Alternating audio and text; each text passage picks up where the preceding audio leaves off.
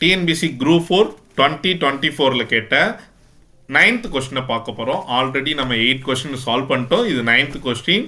நம்ம நியர்லி முடிச்சிடலாம். இந்த டைம் இன்னும் 1 ஹவருக்குள்ளேயே நம்ம எல்லா கொஸ்டின்ஸையும் சால்வ் பண்ணி முடிச்சிடலாம். 1 ஹவருக்குள்ளேயே உங்களுக்கு அடுத்தடுத்த வீடியோ வந்துக்கிட்டே இருக்கும். நீங்கள் வெயிட் பண்ணி பாருங்கள். இந்த கொஸ்டின் என்ன கொஸ்டின்னா, conical tent 700 centimetre base radius and height 24 metre. Calculate the length of canvas used. So canvas யூஸ்னா ஒரு பேப்பரை நம்ம ரொட்டேட் பண்ணும்போது நமக்கு ஒரு கோன் கிடைக்குதுல, இந்த பேப்பர் தான் நமக்கு என்னதுன்னா அந்த கேன்வாஸ் நீங்கள் மீன் பண்ணிக்கோங்க. நம்ம ரொட்டேட் பண்ணக்கூடிய அந்த பேப்பர் தான். ஸோ இந்த பேப்பரோட ஏரியாவும் அதோட கர்வ்டு சர்ஃபேஸ் ஏரியாவும் நமக்கு சேமாக இருக்கும். ஸோ சிஎஸ்ஏக்கான ஃபார்முலா என்னென்னா πr/L. ஸோ இங்கே ஆறுங்கிறது ரேடியஸு, எல்லுங்கிறது ஸ்லாண்ட் ஹைட்டு, πr/L. ஸோ இங்கே எல்லுங்கிறது ஸ்லாண்ட் ஹைட்டு. ஸோ இதான் நமக்கு ஒரு கோன்னா, இது எல்லு, இது ஹச்சு, இது ஆர். ஸோ நமக்கு இங்கே ஆர் கொடுத்துருக்கான் 700 சென்டிமீட்டர். இந்த மாதிரி வால்யூம் கொஸ்டினோ இல்லை ஏரியா இந்த மாதிரி கொஸ்டின் மென்சுரேஷன்ஸ் கொஸ்டின்ஸை பொறுத்த வரைக்கும் நம்ம ஃபஸ்ட்டு செக் பண்ண வேண்டியது ஸ்கேல்ஸ் எல்லாம் சேமாக இருக்கான்னு சொல்லிட்டு. இங்கே சென்டிமீட்டரில் ஒன்றும் மீட்டரில் ஒன்றும் இருக்குது. ஸோ நம்ம இதை என்ன பண்ணணும், மீட்டருக்கு கன்வெர்ட் பண்ணணும். இதை மீட்டர் கன்வெர்ட் பண்ணுறதுக்கு நத்திங் பட் டிவைடு பை 100 பண்ணாலே போதும். பண்ணோம்னா எவ்வளோ வந்துடும், 7 மீட்டர் வந்துடும். எது ரேடியஸ். அதே மாதிரி ஹச் நமக்கு என்ன தெரியும், 24 மீட்டர் தெரியும். ஆனால் நமக்கு என்ன வேணும், ஃபார்முலாவுக்கு தேவைன்னா ஸ்லாண்ட் ஹைட் வேணும். ஸ்லாண்ட் ஹைட்டுக்கான ஃபார்முலான்னா L √h² + r². ஸோ இதுக்கான ஃபார்முலா நம்ம யூஸ் பண்ணும்போது நமக்கு என்ன கிடச்சிரும்னா 7² + 24² ஈக்குவல்ஸ் டு நமக்கு 49 + 625 576.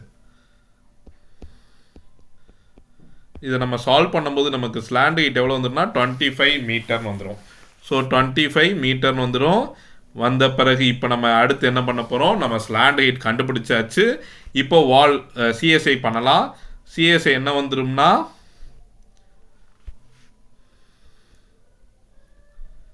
சிஎஸ்ஐ என்ன வந்துடும்னா 22/7. பை எப்போதுமே 22/7 தான். 6/7 இது 25. ஸோ இப்போ நம்ம 7 டேபிளை டிவைட் பண்ணோம்னா 22 × 25.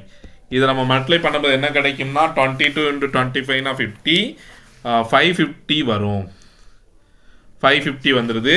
இது என்னதுன்னா அந்த ஹேண்ட்வாஷோட டோட்டல் ஏரியா. ஒரு பேப்பரை நீங்கள் ரொட்டேட் பண்ணும்போது கிடைக்கிறது தான் கோனு.